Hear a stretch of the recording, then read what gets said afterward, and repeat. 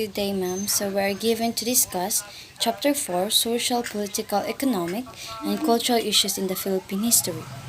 So what is RA 6657 or CARP, or known as Comprehensive Agrarian Reform Program? CARP, or the Comprehensive Agrarian Reform Program, is the workers' redistribution of public and private agricultural lands to farmers and farm workers who are landless, irrespective of tenurial arrangement. CARP's vision is to have an equitable land ownership with empowered agrarian reform beneficiaries who can effectively manage their economic and social development to have a better quality of life. The legal basis of CARP is the Republic Act No. 6657, otherwise known as Comprehensive Agrarian Reform Law or CARP, signed by President Corazon C. Aquino on June 10, 1988. It is an act which aims to promote social justice and industrialization, providing the mechanism for its implementation and for other purposes. So what is CARP, or what is CARP here? CARP stands for the Comprehensive Agrarian Reform, a government initiative that aims to grant landless farmers and farm workers. This was signed in law by President Corazon C. Aquino on June 10, 1988, and was scheduled to have been completed in 1998. On the year of its deadline, Congress enacted a law, or Republic Act 9 number 8532, appropriating additional funds for the program and extending the automatic appropriate of ill-gotten wealth recovered by the Presidential Commission on Good Governance, or PCGG, for CARP until 2008. And CARPIR, or the Comprehensive Agrarian Reform Extension with Reform, is a mandatory law that extends yet again the deadline of distributing agricultural lands to farmers for 5 years. It also amends other provisions stated in CARP, or CARPIR was signed into law on August 7, 2009. Number 2, so who are the beneficiaries of CARP? So landless farmers, including agricultural lessees, tenants, as well as regular or seasonal and other farm workers.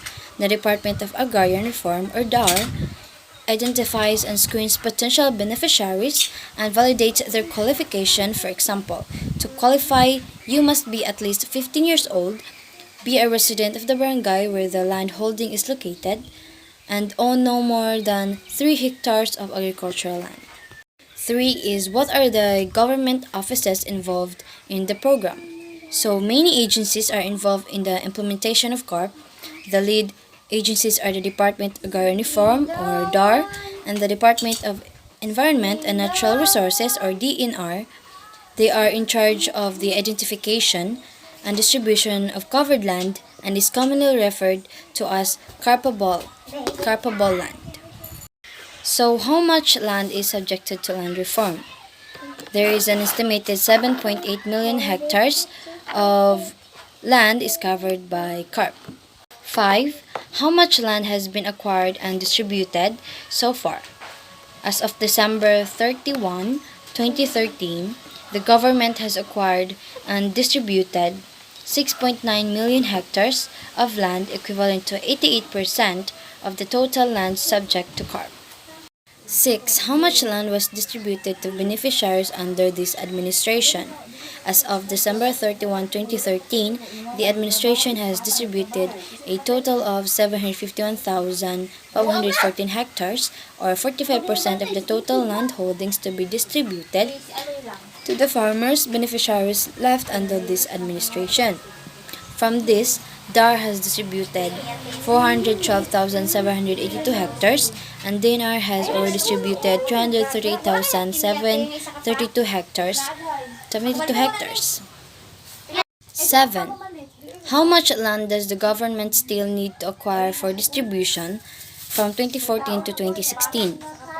DAR still needs to acquire 771,795 hectares, while the DNR still needs to acquire 134,857 hectares, a total of 906,652 hectares. 8. How will the government acquire land holding? Here are different modes of acquiring and distributing public, private agricultural lands. For private lands under compulsory acquisition, the DAR will issue notices of coverage to the original owners of the land holdings. Notices of coverage will be issued to most of the land holding by June 30, 2014. 9. What is a notice of coverage? A notice of coverage, or NOC, is a letter informing a landowner that his or her land is covered by CARP and is subject to acquisition and distribution to beneficiaries. It likewise informs the landowner of his or her rights under the law, including the right to retain 5 hectares. 10. After the period of time allotted for CARP by law is passed on August 7, 2009 to June 30, 2014, how will the remaining land holdings which are subject to compulsory acquisition be distributed to beneficiaries? As long as notices of coverage are issued on or before June 30, 2014, land distribution to the beneficiary shall continue until completion, according to Section 30 of CARPIR or RA numbers 9700, meaning even after CARPIR's deadline, the law itself mandates the concerned agencies to finish distributing lands to the beneficiaries up to the very last hectares.